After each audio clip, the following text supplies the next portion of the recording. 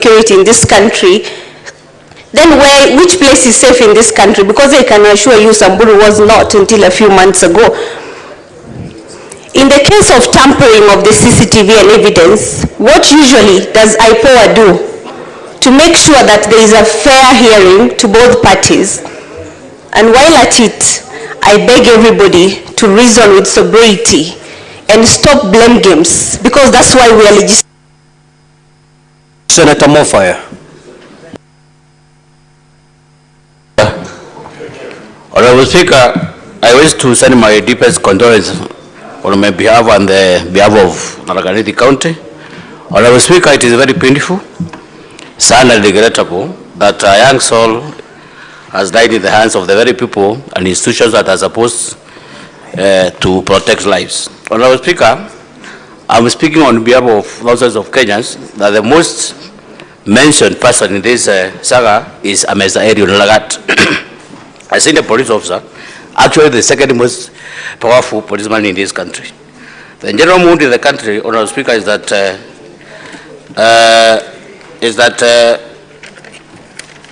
Mr. Lagat is an accomplice in the whole murder saga. So I'm seeking to get answers from the IPOA and the Commission of Police and the DCI. What steps do we expect your good office and that of IPOA and the IG to address concerning and make sure that the millions of Kenyans are being addressed this matter? Number two, Honorable Speaker, many Kenyans have raised the view that the suspended police officers is a cover-up. Is it possible for you to parade these officers before this house to hear their side of the story? Thank you. Senator Oburu.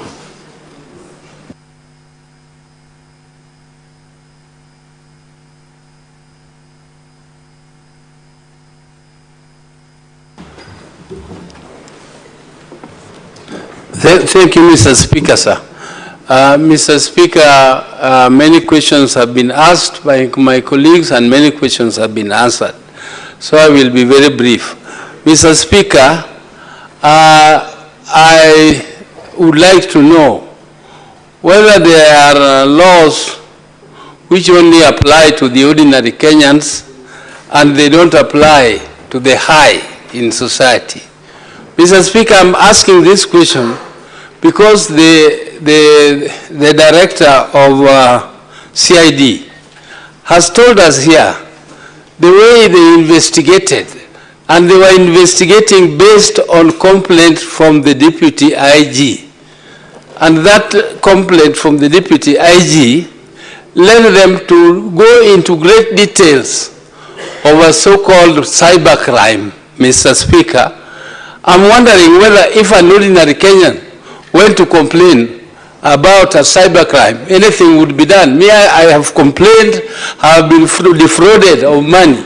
Did this young man defraud anybody of anything? Or was he just an ordinary blogger? I have complained when I've been defrauded of cybercrime and the police take no action. They don't take them seriously, Mr. Speaker. Are there laws which are meant for others and not for others? Mr. Speaker, as politicians, are we treated differently? This boy is just a blogger. He was defaming somebody. For us, we are defamed every day, Mr. Speaker. We are defamed on a daily basis.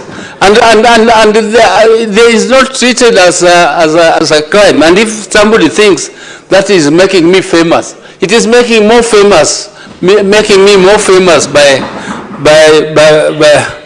by raising those issues. So I don't mind, Mr. Speaker. But when does he want to tell us that the whole process of going to Homa Bay, doing the so-called thorough investigations, that the complainant himself, who is the second in command of police, was completely innocent? He was just standing by and watching. He didn't know what was happening.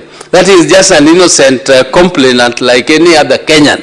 Mr. Speaker, I don't believe that the deputy IG was an innocent complainant like any other.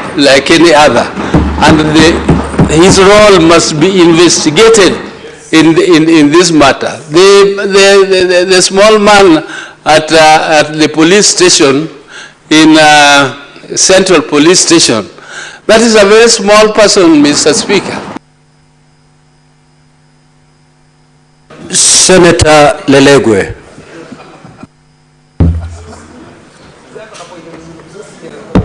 Thank you, Mr. Speaker. Mr. Speaker,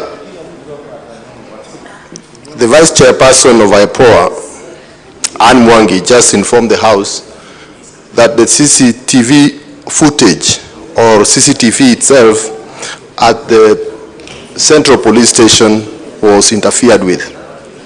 Mr. Speaker, my question is to the IG. What measures will you take to preserve and review the CCTV footage, cell records, duty rosters, and visitors logs from the time Mr. Ojwang was in custody? Lastly, to the IG, whether there is an existing or planned national database to publicly track and report deaths in police. There is an existing or planned national database to publicly track and report deaths in police custody. Thank you. Senator Manzo.